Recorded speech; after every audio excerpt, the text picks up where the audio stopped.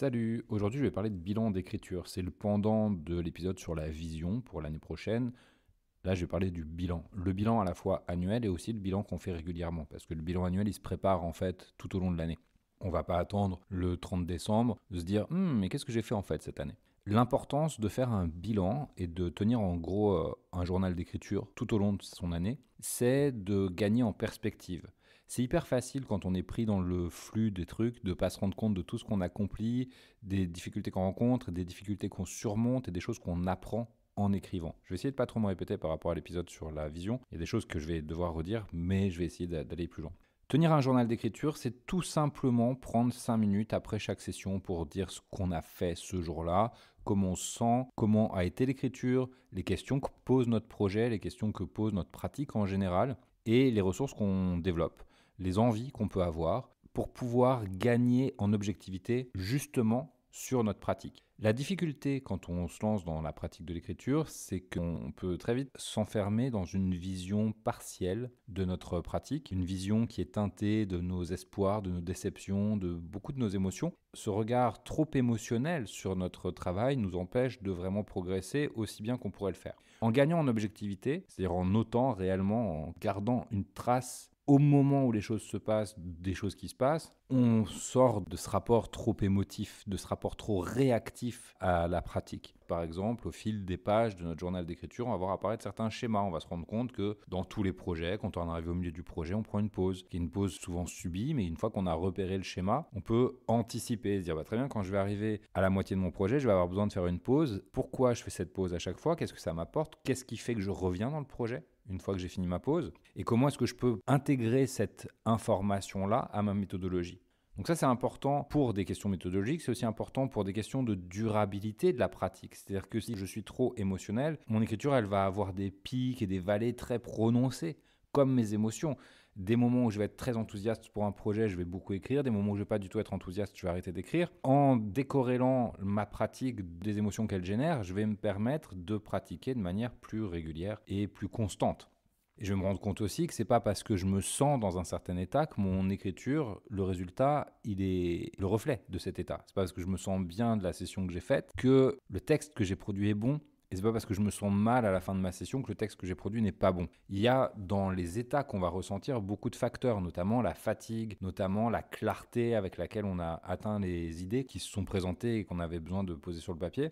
Mais aussi d'autres facteurs comme la compréhension qu'on a du projet, comme les questions que ça fait émerger de la suite du projet, comme les réalisations. Par exemple, si je rentre dans mon écriture et qu'en écrivant, je me rends compte que je viens d'ouvrir une énorme porte et que je vais avoir toute une sous-intrigue à développer et que ça va rallonger la durée du projet de plusieurs mois, ça peut être un peu décourageant. Parce que au moment où je finis ma session d'écriture, j'ai beaucoup donné d'énergie, je me suis beaucoup concentré, donc je suis fatigué. Et cette fatigue, quand je la pose sur ma réalisation, que je vais peut-être ajouter 1 mois de travail, 2 mois de travail à mon projet, je ne vais pas me sentir les épaules au moment où je fais la réalisation, je ne vais pas me sentir les épaules d'aller au bout du projet. Et ça peut créer du découragement, alors qu'on a eu une session très productive, puisque dévoiler comme ça un grand pan du projet, c'est quelque chose qui est hyper intéressant pour nous dans l'écriture. Ça nous permet de vraiment mieux comprendre ce qu'on est en train de faire, et ça représente une grande progression. Donc on va avoir besoin de prendre ce recul, on va aussi avoir besoin de tout simplement prendre conscience de tout ce qu'on fait. Ça, c'est un truc qui revient très souvent dans le mastermind quand on prend le temps de faire les bilans. À la fin du temps de bilan, il y a toujours quelqu'un pour dire je m'étais pas rendu compte de tout ce que j'avais réalisé cette année. J'avais l'impression que je faisais pas assez, j'avais l'impression que j'avais pas fait grand chose,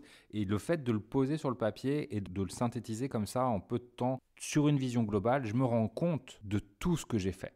Et je me rends compte que j'ai fait tout ça dans ce petit laps de temps. Ça peut être sur 1 mois, ça peut être sur 1 semaine, ça peut être sur 1 an.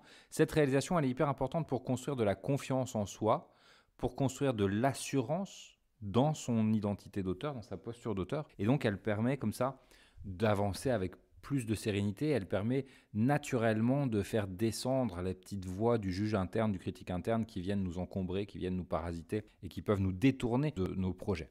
En termes de méthodo, donc c'est très simple, on a un petit carnet, un modèle en Notion, un document Word, enfin quelque chose de très simple qu'on va remplir à chaque fois qu'on a une session d'écriture. Donc je vais noter la date, je vais noter combien de temps j'y ai passé, je vais noter ce que j'ai fait pendant cette session. Si j'étais en écriture, en rédaction, je peux noter le nombre de mots. C'est toujours sympa de mesurer en nombre de mots, même si l'importance du nombre de mots est relativement faible. Le fait de se sentir progresser quand on est en écriture de premier jet, ça passe aussi par la quantité de travail qu'on a bas. Je vais noter, encore une fois, les questions auxquelles je me confronte sur mon projet, sur cette étape du projet, sur le projet en général. Je vais noter les réalisations qui me sont venues, les idées qui me sont venues. Je ne prends pas des décisions à chaud, mais je note comme ça, je me dis, ce serait peut-être bien, ce personnage-là, de lui donner sa propre trajectoire, alors que c'était un personnage secondaire. Je sens qu'il a peut-être plus d'importance, ou il peut prendre plus d'importance dans le projet que ce que j'imagine au départ. Qu'est-ce que j'en pense? Et je vais poser la question par écrit dans mon carnet et je vais revenir 2 jours après, une semaine après, un mois après, regarder cette question et prendre la décision avec le recul et avec la maturation de l'idée que le temps aura permis. À la fin de chaque grande période de temps, moi j'aime bien découper en bilan hebdo, qu'est-ce que j'ai fait cette semaine, très court, bilan mensuel, je reprends tous mes bilans hebdo et je fais une sorte de synthèse de tout ça, bilan trimestriel, où là je prends tous mes bilans mensuels et je fais une synthèse de tout ça, et puis 2 gros bilans dans l'année. Moi j'aime bien faire 2 bilans annuels, c'est-à-dire de juin à juin et puis de janvier à janvier.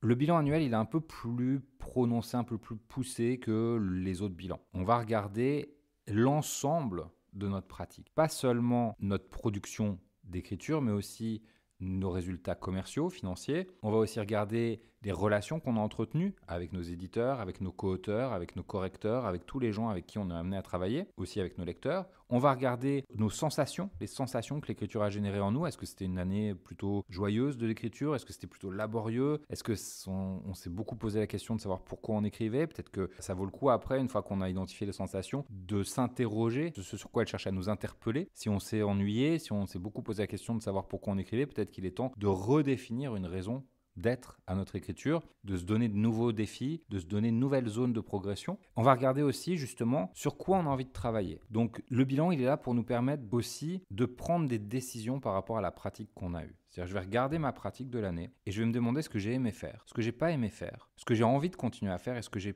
plus envie de faire. Il n'y a pas forcément de lien entre ce que j'ai aimé faire et ce que j'ai envie de faire. Par exemple, je peux ne pas du tout avoir aimé travailler dans un certain genre, mais je peux avoir quand même envie de continuer à travailler dans ce genre-là parce que j'y trouve un défi d'écriture intéressant, parce que j'ai envie d'aller au-delà de la difficulté. Peut-être que ce que j'ai pas aimé, c'était la difficulté, c'était pas le genre lui-même. En tout cas, c'est intéressant d'aller chercher les nuances qu'il y a dans ces 4 propositions-là. Ce que j'aime, ce que j'aime pas, ce que j'ai envie de faire, ce que j'ai plus envie de faire. Et après, on va regarder d'abord en arrière. Dans l'année que j'ai vécue, je prends les notes, je regarde objectivement, puis je regarde aussi moi aujourd'hui, au moment où je fais le bilan, comment je me sens par rapport à l'année que j'ai vécue, parce que des fois il peut y avoir une différence entre comment je me suis senti au moment où je le faisais et comment je me sens après coup. Et je vais essayer de pondérer ça avec tout le contexte. Est-ce que je suis dans une bonne période ou est-ce que je suis dans une période préoccupée, fatiguée, où je vois tout un peu en noir, ou est-ce que je suis dans une période où je suis capable de regarder les choses avec une certaine neutralité, ça c'est important aussi. Et en fonction des éléments que je vais faire émerger là-dedans, je vais pouvoir orienter ma pratique, ajuster ma pratique au fil du temps. Donc de semaine en semaine, de mois en mois, et puis au fil de l'année. Je regarde les choses que j'ai aimé faire et celles que j'ai envie de faire et qu'est-ce que ça change dans les projets sur lesquels je choisis de me concentrer. Un autre truc qu'on va faire dans le bilan annuel, c'est qu'on va regarder justement les projets qu'on a commencés, qu'on a oubliés, ceux qu'on a commencés et qu'on a finis, et on va se demander ce qu'on veut faire de ces projets. Donc il y a des projets, tout au long de l'année, on a des idées, on se lance dans des trucs et puis on les oublie parce que la vie, parce que d'autres projets viennent prendre le dessus. Et c'est intéressant de ne pas les perdre parce qu'ils continuent à exister, eux, dans un coin de notre tête. Et si on les oublie trop longtemps, au bout d'un moment, ils vont grossir et venir nous chatouiller et venir nous envahir un petit peu l'espace. Donc ce qu'on veut, c'est prendre conscience des projets qu'on a amorcés, prendre conscience du fait qu'on les a oubliés et décider si on veut les continuer ou si on les abandonne complètement. Mais prendre une décision consciente de dire j'arrête ou je fais de la place pour ce projet-là. On va aussi regarder ce que ça nous coûte de travailler sur les projets. Pas financièrement, ça peut être financièrement, mais c'est pas vraiment ce qui m'intéresse ici, mais en termes de disponibilité et d'attention. Se concentrer sur un projet, ça veut dire qu'on va consacrer un temps considérable à ce projet-là au détriment d'un autre.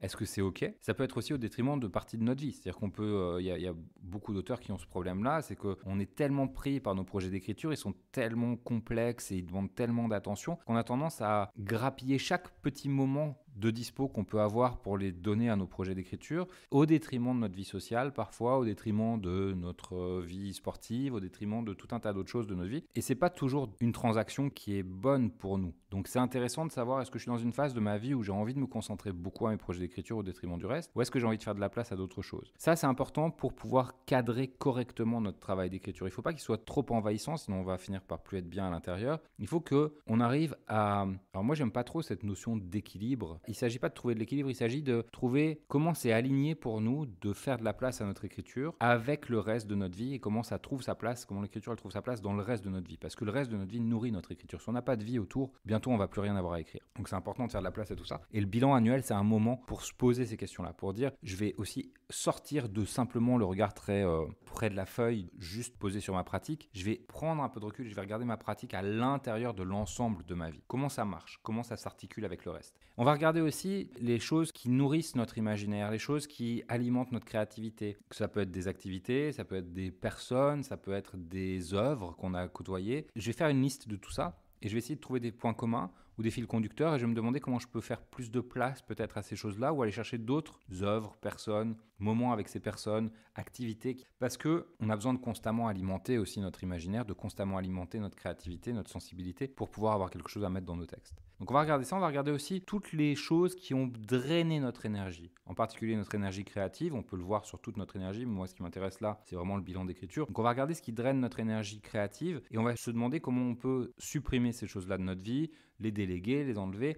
Alors on n'a pas forcément envie de tout enlever, mais on va se poser la question, dire qu'est-ce que je fais de ces choses qui drainent mon énergie. Donc comme ça, on va avoir une vision d'ensemble de notre pratique, de ce qu'on a réalisé, de ce qu'on veut faire et de ce qui soutient notre écriture. Et de comment notre écriture, elle trouve sa place dans la vie. C'est pas l'écriture versus la vie, c'est vraiment un système qui fonctionne de manière harmonieuse, qu'on cherche à créer. Si on veut la durabilité, parce qu'on peut très bien se concentrer sur l'écriture à l'exclusion de tout le reste et finir en burn-out au bout de 3 ans, ça marchera pas. Si on veut être dans une pratique durable, c'est-à-dire régulière et inscrite dans le temps, qui va nous permettre d'explorer vraiment très large tout ce qu'on a envie d'écrire, on va avoir besoin de créer justement ce système harmonieux avec l'ensemble de notre vie. Donc voilà ce que c'est que le bilan d'écriture. C'est un truc qui se prépare au jour le jour en tenant un petit carnet simple. Plus vous allez complexifier le système en amont, moins vous avez de chances de le tenir sur la durée. Donc on va vraiment avoir un modèle très simple à remplir. On va remplir à chaque session d'écriture. Et puis toutes les semaines, toutes les 2 semaines, tous les mois en fonction aussi de la régularité de votre pratique. Si vous écrivez une fois par semaine, c'est pas la peine de faire un bilan hebdomadaire. Mais quand on écrit tous les jours ou quasiment tous les jours, c'est pas mal à la fin de la semaine de prendre un peu de recul, de se demander ok, qu'est-ce que j'ai fait réellement cette semaine, en particulier quand vous avez des projets avec des échéances, pour pouvoir ajuster ce qui a besoin d'être ajusté, de dire